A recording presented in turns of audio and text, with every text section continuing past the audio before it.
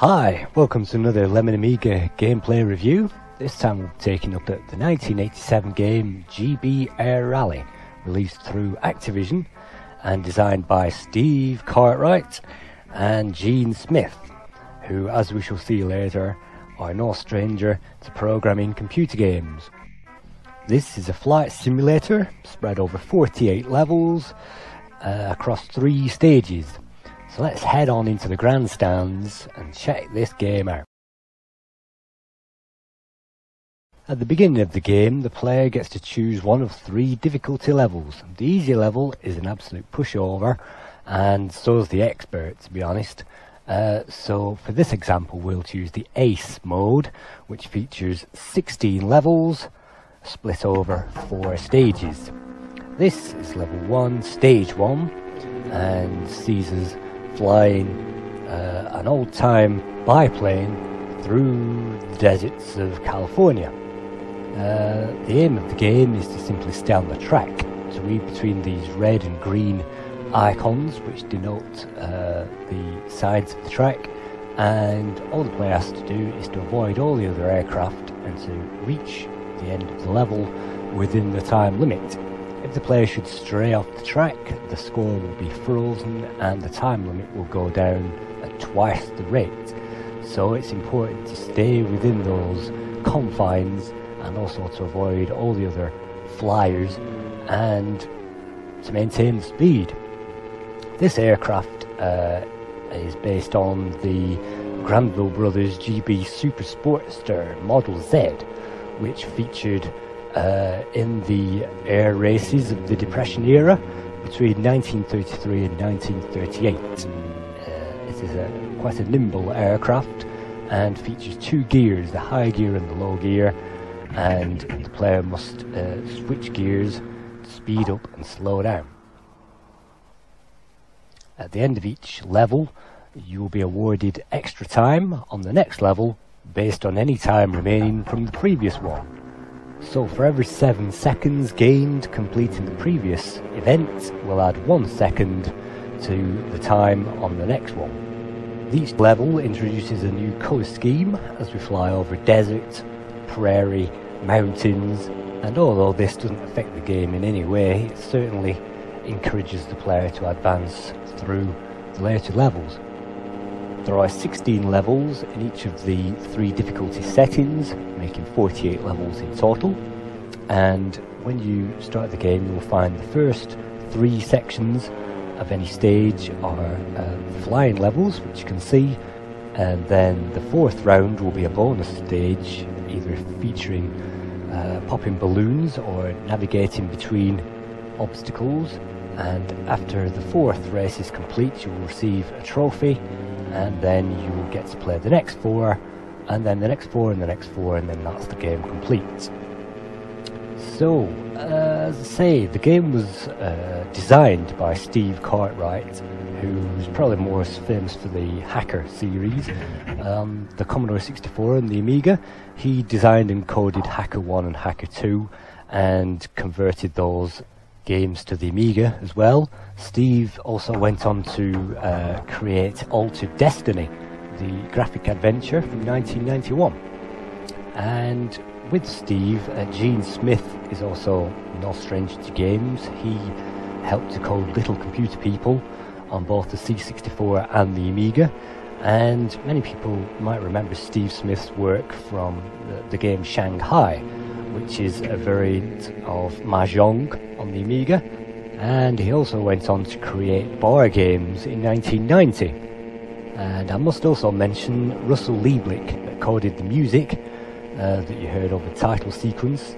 And Russell is no stranger to C64 music, having already done the music to Aliens, Predator, Little Confused People and Part Patrol on the C64, as well as being involved with a rake of other Activision games.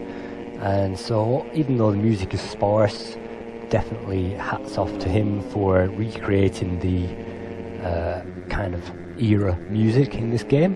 And I have to say this game is pretty unique. I haven't seen many games like this before or since. I know of a game called High Octane on the PC, which is an old PC game, and maybe I could compare this to an early predecessor of Wipeout, even though Stun Runner is probably closer to Wipeout. Remember, this game was created in 1987, an 80s game, and a full year before Super Hang-On. But despite that, I found the scrolling very smooth, and the game is certainly very playable. This is the bonus stage, which the player will find after the first 3 stages, and the aim is to simply pop these balloons. By going into the low gear, you can line up the aircraft pretty well in that required direction, and then move into high gear once your plane is lined up with those, and try and pop all the balloons which are required. If you hit those green signs, you will lose momentum, and if you hit those more than 3 times, you will bomb out the sky because you will incur damage. And any balloons which you pick up over the quota, there's 13 left on this section, will be added to your score for a super big bonus at the end. So 35 seconds remaining and only 8 balloons left, and I have to say this is fairly easy.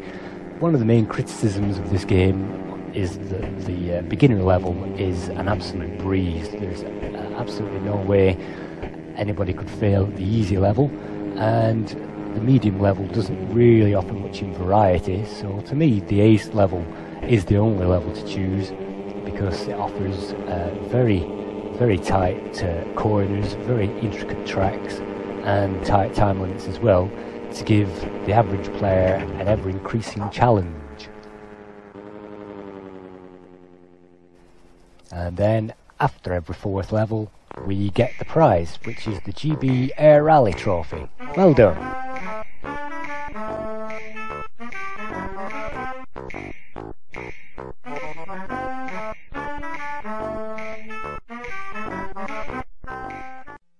So this is the second set of 4 levels, and the player will immediately realise that the tracks are now very twisty and very tight, and the player will have to preempt all these bends.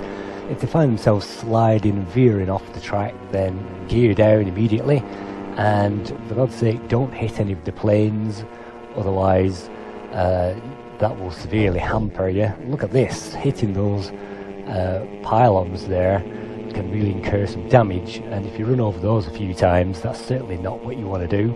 The player will be able to continue the level even with damage. Even if they do crash out, they will be able to continue from the point where they left off, which is great, even though that might the time remaining might put a hamper on those players completing that level. But that's a nice feature of the game, to be able to continue from where you left off. And it doesn't become any easier with all these planes in the way. 3 or 4 planes, you have to judge whether to go over the top of those or dive underneath them, and the player's speed will be increased with a dive, so they will have to maintain at least 160 kilometers per hour airspeed to get through the level, and as you will see on the later stages, maybe even 200 kilometers per hour airspeed just to make it.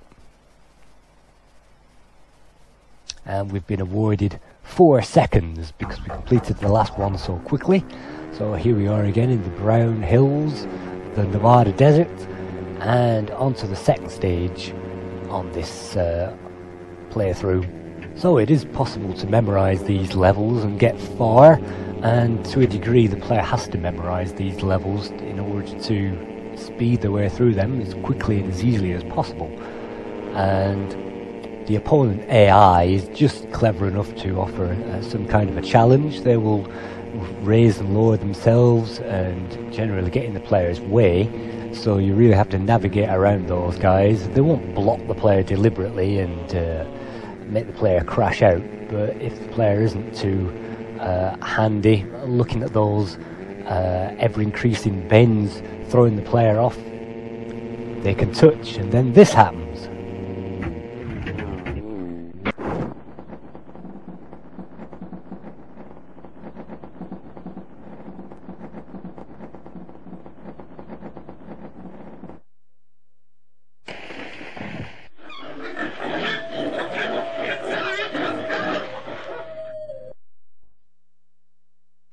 So let's see if we can get any further on this level despite that crash. On some levels you can complete the level just as easy despite any number of crashes, particularly on the beginner level obviously, but once it gets to this stage the player can't really afford any more than one crash, otherwise they'll write off their chances of completing the level. And here we go, 15 seconds remaining, skim past those last few guys and just about make it. So once the player gets to this stage in the ace level, things really do start to become interesting and so much harder as well. So as we shall see over the next level. And the next contestant raises to the air in this 4th annual TV Air Rally. Let's see what he can make of this. The other contestants are already flying above and below and around the sky. So let's see if we can put the pedal to the metal and get some altitude on these guys. You can see the track coming up. Oh no!